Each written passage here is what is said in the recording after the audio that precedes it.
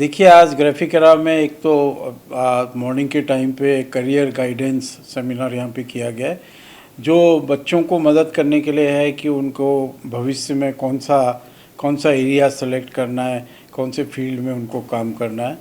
तो हर जितना भी करियर के अलग अलग एवेन्यूज़ हैं, सबके बारे में यहाँ पे हम लोग अपने साथ एक्सपर्ट्स लेके आए। वो एक्सपर्ट्स हर एवेन्यू के बारे में बच्चों को बताते।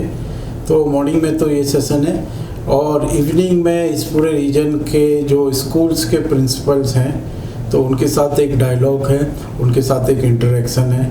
तो उस डायलॉग के थ्रू हम लोग आगे जाके स्कूल और यूनिवर्सिटी में जो है टेक्नोलॉजी की वजह से क्या क्या चेंजेस आने वाले, एआई का क्या क्या जो है, एआई आने के बाद किस तरह से चीज़ें बदलेंगी, तो इन सारी चीज़ों के बारे में we are going to have a discussion शाम को टीचर्स के साथ। क्योंकि जो स्कूल से बच्चा निकलता है, टीचर्स वहाँ का जो आउटपुट होता है वो यूनिवर्सिटी का इनपुट होता है। तो ये बहुत ज़रूरी है कि स्कूल के जो मैनेजमेंट हैं, जो प्रिंसिपल्स हैं, और यूनिवर्सिटी के जो मैनेजमेंट है, उनके बीच में एक डायलॉग हो।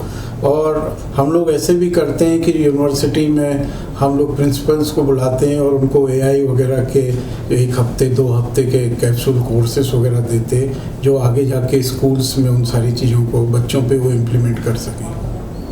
और आज के सेशन में क्या क्या होगा?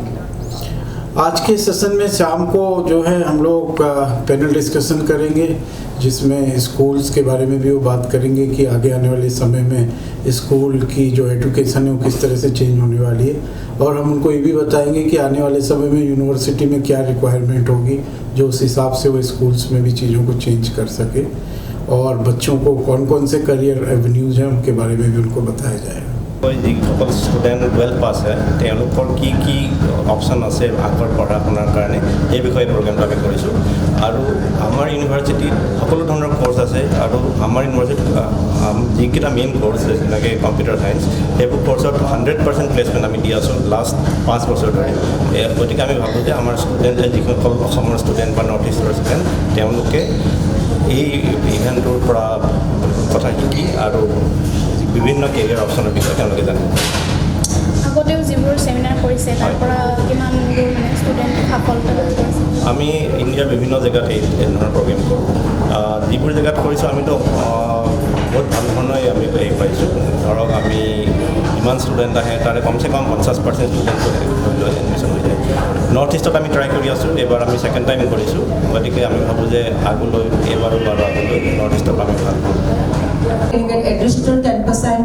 If you're coming from an armed forces family, then you get an additional 5%, and then you have academic scholarships also that come your way. So this is a holistic paradigm that the university is trying to nurture in the students. Also, if unfortunately the main member of the family, with respect to, I know when it comes to admissions, when it comes to fees, all these things matter. There are ways and means to get this sorted. We have admission counselors who will tell you what you should be doing, especially with respect to your loans and all other kind of stuff. So I would suggest, and especially with a university like GRAFIC-ERA, I am from Mumbai. My native is Kerala, but I'm born and raised in Mumbai. But from Mumbai, if I've come here to GRAFIC-ERA, I have a reason to come. The place, the university, the exposure, what it is offering. And where I feel there's a lot of potential and strength where I can change these students, transform these students, where I can take them to a higher level. say a humane university. It is not only an education center which makes you literate and knowledgeable. I think it creates a nice valued human being out of the students. So your value systems are embedded, they are put in place. কিন্তু এনেকুৱা ভাল ইউনিভাৰ্চিটিৰ কথা মই বুলি গম নাপায়। মই যেতিয়া কওঁ যে আমাৰ যিটো বিটেক কম্পিউটাৰ ছায়েন্সৰ কোৰ্চ আছে, লাষ্ট 5 বছৰ ধৰি 100% প্লেচমেণ্ট, আৰু তেনেকৈ লুকাই চোৰা প্লেচমেণ্ট নহয়, জনা শুনা প্লেচমেণ্ট।